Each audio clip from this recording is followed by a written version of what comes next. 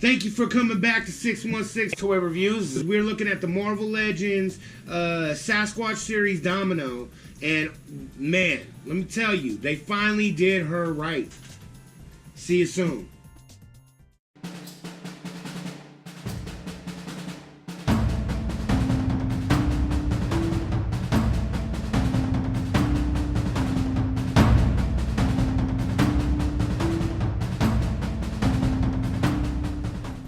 Welcome back to 616 Toy Review. We're looking at the new Marvel Legends Sasquatch series Domino from the Deadpool 2 movie that's due in theaters pretty soon here.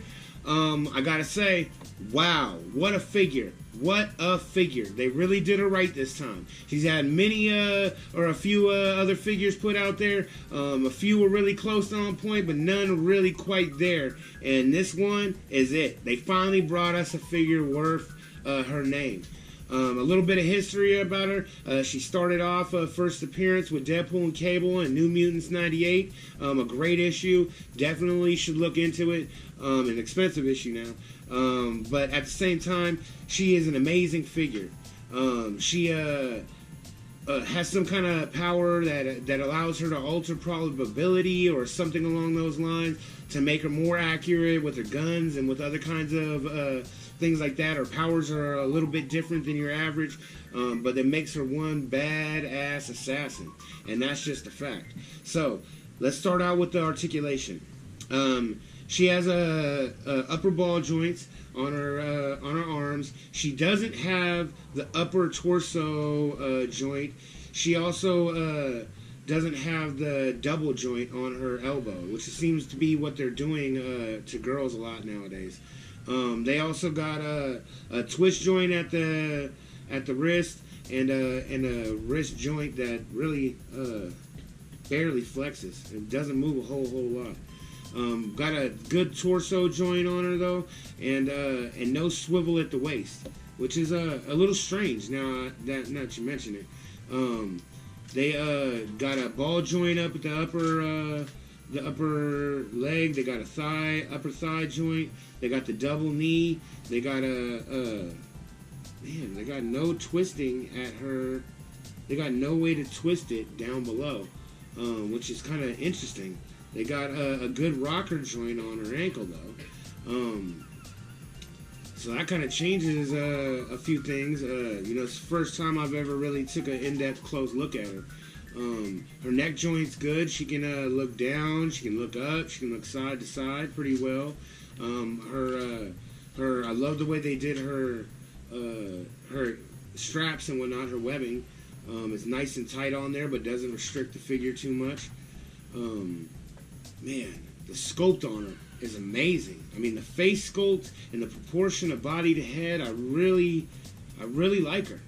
Man, she's really nice. There was that 2-pack version of her where she was packed with Cannonball, and one thing I didn't like about the head was just kind of weird proportion with the body, and this one really seems on point.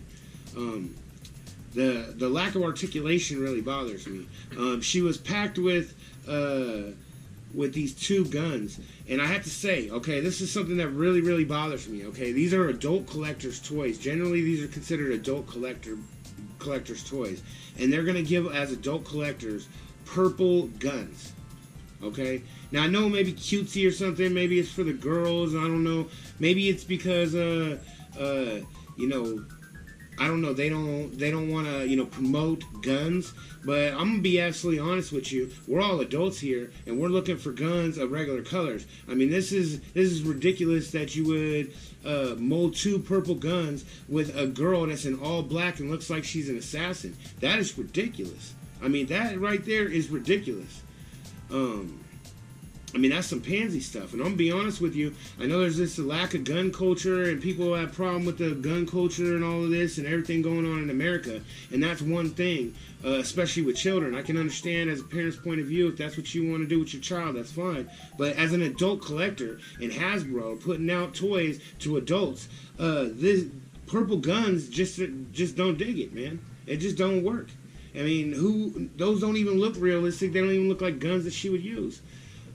So for that fact, I mean, honestly, like, wow, that kind of makes me feel a little bit raw about the figure to begin with, because that's the kind of accessories you packed her with. And she should have some good guns, since all her powers ramp around using guns and things like that.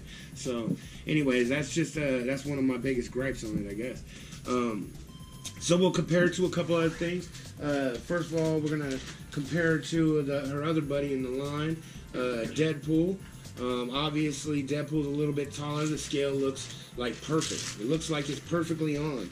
And then we'll take the big guy in that same line, Cable, and he'll Hulk over them all. It looks like they match really, really well. I mean, they're all from the same line, so they're made to match. But at the same time, they really go together well. We got over here. We got another Marvel legend. Just to give kind of an idea, Sue Storm, another girl. She's a little bit bigger of a girl though, and you can see they still match really well together. They look like they could be in the same universe, definitely same, same scale of people. We also have a DC figure here, a 6-inch Batman from the DC lines, and obviously they look like they could go together too. So it could pretty much go with any 6-inch figure as far as I could tell. 7-inch would probably be alright too, because one thing about the women, girl figures tend to, because they tend to be a little shorter than men, they tend to fit a lot easier than a lot of. So I guess overall it's time to get down to the brass tacks and rate it. Alright, so now after going through it, because I hadn't looked at it as close when I first started, when I first was raving about it, I have to say, honestly, the sculpt is amazing, and the fact that they finally got a character that actually fits and works the way it's supposed to work and looks just like her, that's a humongous factor for me.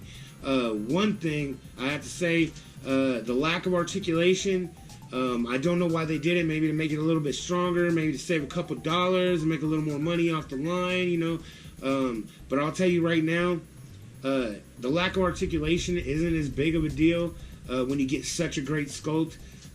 Also, the other qualm I have is the guns. That to me is a little more bigger of a deal. She's still really posable, even with what the posability that she's missing. But these guns are never going to look right in her hands. So I would rate this figure. Gosh, man, knowing what I know now, I have to almost rate this figure. I go 8 out of 10. I take it 1 point off for everything. So the guns take 1 point off. For the lack of articulation, I'll take 1 point off. The figure itself, man, she's just gorgeous. She's just gorgeous. And, you know, the one plus about her, too, is she can stand really easy. And a lot of those girl figures, like Gamora, for example, Black Widow, that have the tiny little feet, and those feet could not stand very well. This one kind of takes that over. So, thank you for, tuning in, and we'll see you next time.